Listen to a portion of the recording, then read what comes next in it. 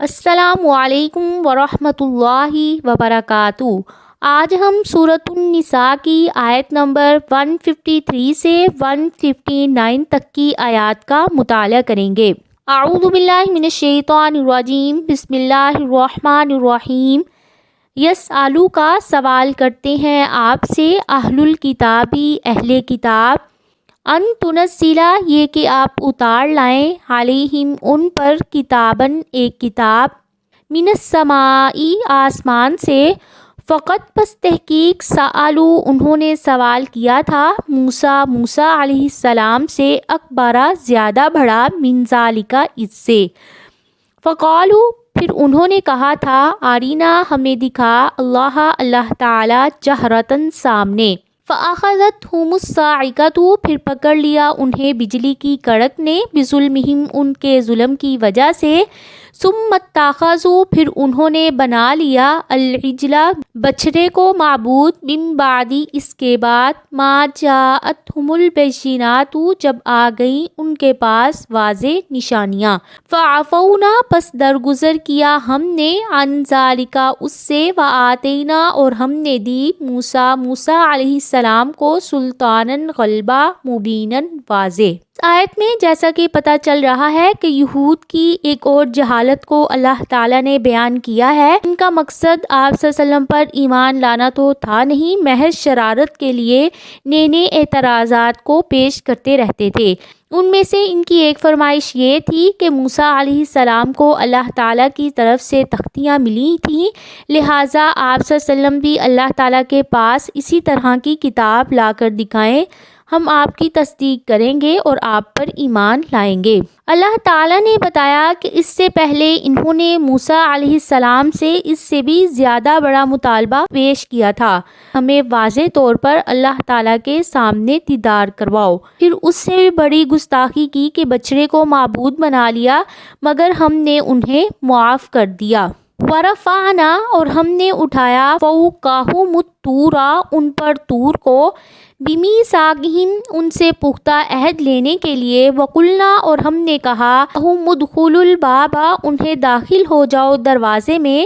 سجداً سجدہ کرتے ہوئے، وقلنا اور ہم نے کہا، لہم انہیں، لا تعدوا نہ تم زیادتی کرو، فی السبت ہفتے میں، فاخذنا اور ہم نے لیا، منہم ان سے، میثاقاً غلیظا پختہ عہد۔ آیت میں بتایا کہ حضرت موسیٰ علیہ السلام پر تورات کی تختیاں نازل ہوئیں تو تم ان پر کون سا ایمان لائے تھے جو اب اس نبی سے آسمان سے نازل شدہ تحریر کا مطالبہ کر رہے ہو؟ یعنی موسیٰ علیہ السلام کی قوم کی حالت کیا تھی؟ بیت المقدس میں عاجزی کے ساتھ سر جھکائے ہوئے داخل ہونا، ہفتے کی دن کی حرمت کا خیال رکھنا،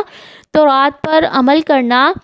یہ سب باتیں تم تب مانے جب پہاڑ کو سر پر اٹھا کھڑا کیا تھا۔ اللہ تعالیٰ چاہتے تھے کہ مصر سے نکال کر ان کو ایک ایسا مقام فراہم کریں جہاں دین کا غلبہ ہو، جہاں اللہ کی شریعت قائم ہو، لیکن جب یہودی صحرائے سینا میں داخل ہوئے تو جہاد سے انکار کر دیا اور حضرت موسیٰ سے کہا کہ جاؤ تم اور تمہارا رب لڑو، ہم ان لوگوں کا مقابلہ نہیں کر سکتے۔ اللہ تعالیٰ نے انہیں 40 برس تک اس صحرا میں بھٹکنے دیا،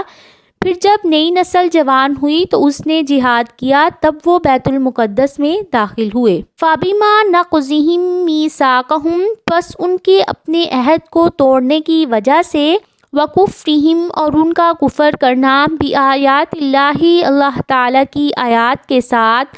وَقَتْلِهِمُ الْأَنبِيَاءَ اور ان کا قتل کرنا انبیاء کو، بغیر حق بغیر حق کے،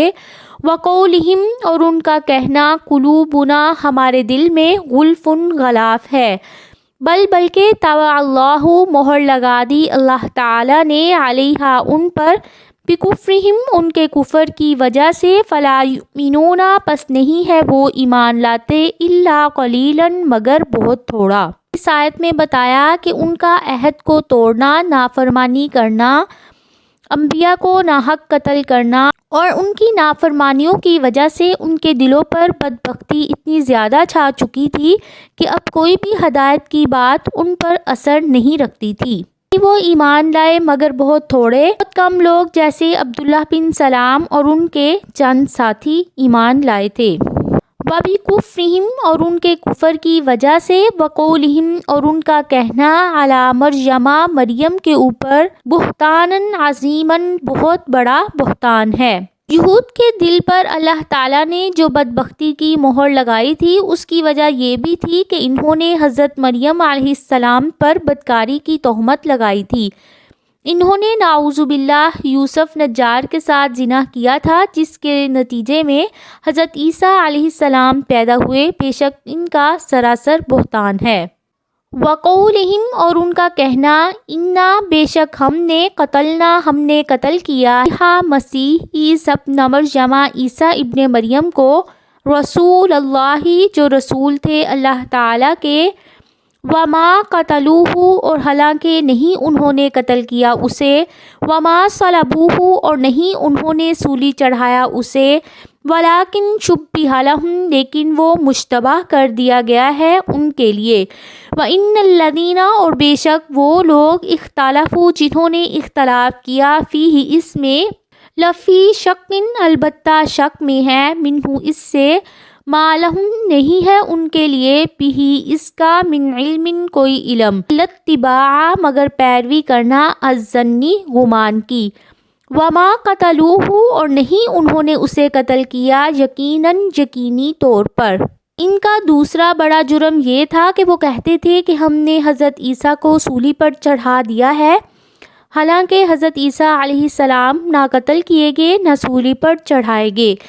واقعہ یہ ہے کہ آپ کے حواریوں میں ایک کو آپ کی تشبیہ دے کر سولی لٹکا دیا گیا تھا، اور یہ اللہ تعالیٰ کی تدبیر سے ہوا تھا۔ بلکہ رفعہ اللہ اٹھا لیا اسے اللہ تعالیٰ نے، الیہ اپنی طرف، وکان اللہ اور ہیں اللہ تعالیٰ، عزیزاً بہت زبردست، حکیماً حکمت والے۔ اللہ تعالیٰ نے اپنی قدرت سے حضرت عیسیٰ کو زندہ آسمان پر اٹھا لیا۔ احادیث میں آسمانوں پر اٹھائے جانے کے علاوہ قیامت کے قریب ان کے نزول اور دیگر بہت سی باتوں کا تذکرہ ملتا ہے۔ امام ابن کثیر ان تمام روایات کے بارے میں فرماتے ہیں کہ یہ احادیث رسول اللہ صلی اللہ علیہ وسلم سے متواتر مروی ہیں۔ ان احادیث میں آپ کے نزول کی صفت اور آپ کے مقام کا بیان ہے۔ آپ دمشق میں منارہ شرکیہ کے پاس اس وقت اتریں گے جب فجر کی نماز کے لیے اقامت ہو رہی ہوگی۔ آپ اس نماز کو امام کے پیچھے ادا کریں گے، آپ خنزیر کو قتل کریں گے، صلیب کو توڑیں گے، جزیہ معاف کریں گے، اور ان کے دور میں سب مسلمان ہو جائیں گے۔ دجال کا قتل بھی آپ کے ہاتھوں سے ہوگا، بالآخر آپ ہی کی دعا سے ان کی ہلاکت ہوگی۔ وَإِن مِّنْ أَهْلِ الْكِتَابِ اور نہیں اہل کتاب میں سے کوئی، إِلَّا مگر، لَيُؤْمِنَنَّ البتہ وہ ضرور ایمان لے آئے گا، بِهِ اس پر، قبل موتہ اس کی موت سے پہلے، وَيَوْمَ الْقِيَامَةِ اور قیامت کے دن، یکون وہ ہوگا، علیہم ان پر، شہیداً گواہ۔ آیت کے دو مطلب ہیں اور دونوں درست ہیں۔ پہلا یہ ہے کہ یہود و نصارہ کا ہر شخص اپنے مرنے سے پہلے حضرت عیسیٰ کی نبوت اور ان کے زندہ اٹھائے جانے پر ایمان لے آئے گا، مگر یہ اس وقت کی بات ہوگی جب موت سامنے آ جاتی ہے، جیسا کہ فرعون نے مرتے وقت ایمان لے آیا تھا۔ اس وقت ایمان لانے کا کوئی فائدہ نہیں ہوگا۔ دوسرا مطلب یہ ہے کہ جب حضرت عیسیٰ قیامت کے دن قریب عادل حاکم کی صورت میں اتریں گے اور دجال اور دوسرے تمام کفار سے جہاد کریں گے، تو ان کی موت سے پہلے تمام دنیا میں اسلام غالب ہو جائے گا۔ یہود و نصارہ یا تو مقابلے میں قتل ہو جائیں گے یا اسلام لے آئیں گے۔ یہ تھیں آج کی آیات جن کا ہم نے مطالعہ کیا۔